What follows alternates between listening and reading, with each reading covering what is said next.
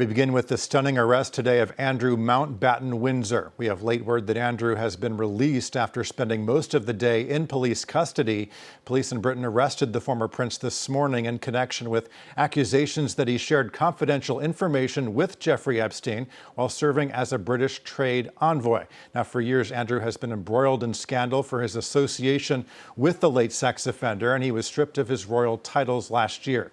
In a statement, King Charles said he supported the investigation of his brother, adding, quote, "The law must take its course." Let's cross right to our correspondent in London, Bénédicte Paviot. Bénédicte, let's start with this breaking news, word that Andrew has been released. What can you tell us?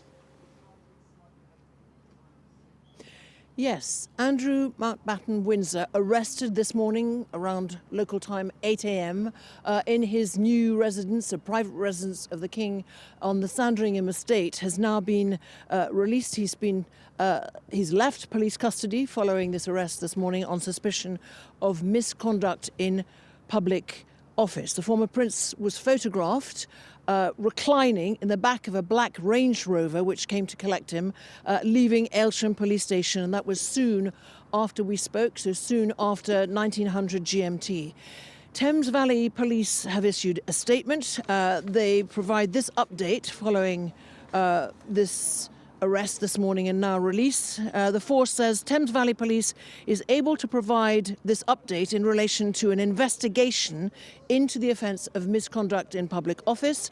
On Thursday, we arrested a man in his 60s from Norfolk on suspicion of this misconduct in public office. And here's the interesting sentence. The arrested man has now been released under investigation.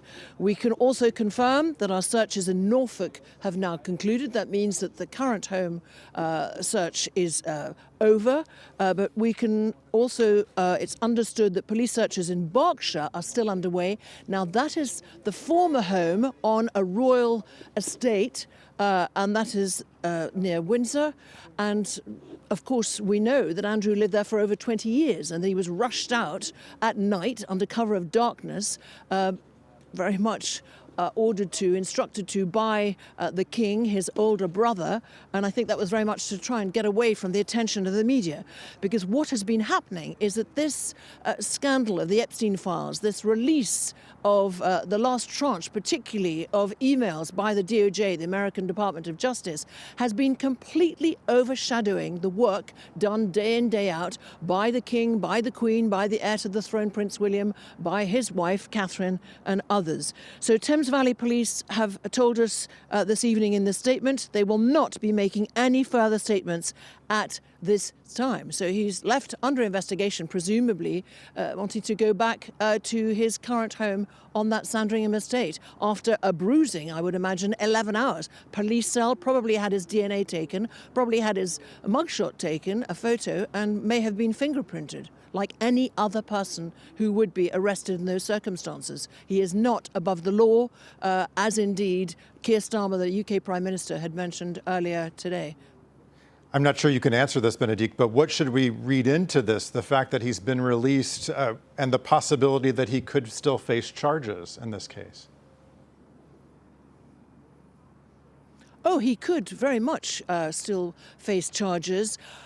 It's interesting. I mean, we had no word, and the king apparently wasn't told in advance. We've learnt a short while ago that the Home Office, so what is the Ministry of the Interior, was told by Thames Valley Police before that they were going to be arresting the former Prince Andrew. But it is not clear at the moment if he is going to be charged, if indeed there is a particular line of question that he's been put under. We simply don't know that. We don't have those facts. He may have been told that he must not leave the country. So although we have the start of this very public arrest today and this release under investigation, this could take weeks, it could take months. And it is important to underline that this arrest has to do with his role from 2001 to 2010 as UK trade envoy, representing the UK government, the United Kingdom across the world on these various business missions. And the allegation, as seen in leaked emails and that last tranche a few weeks ago by the DOJ in America, of him, then Prince Andrew, forwarding very confidential, highly sensitive market information, financial information, analysis by the British team, the British delegation and the British government about financial interests, financial possible future investments, whether it's in Singapore, in Afghanistan, and other countries.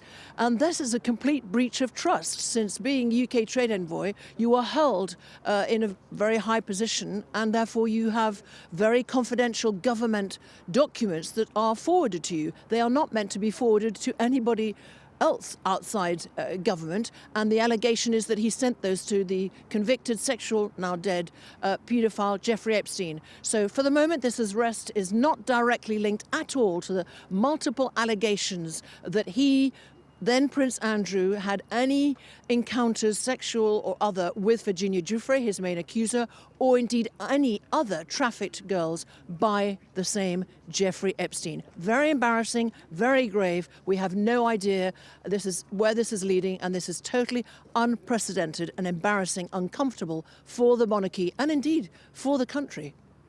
Really a surreal day. Our correspondent in London, Bénédicte Paviot. Bénédicte, thank you for bringing us that breaking news.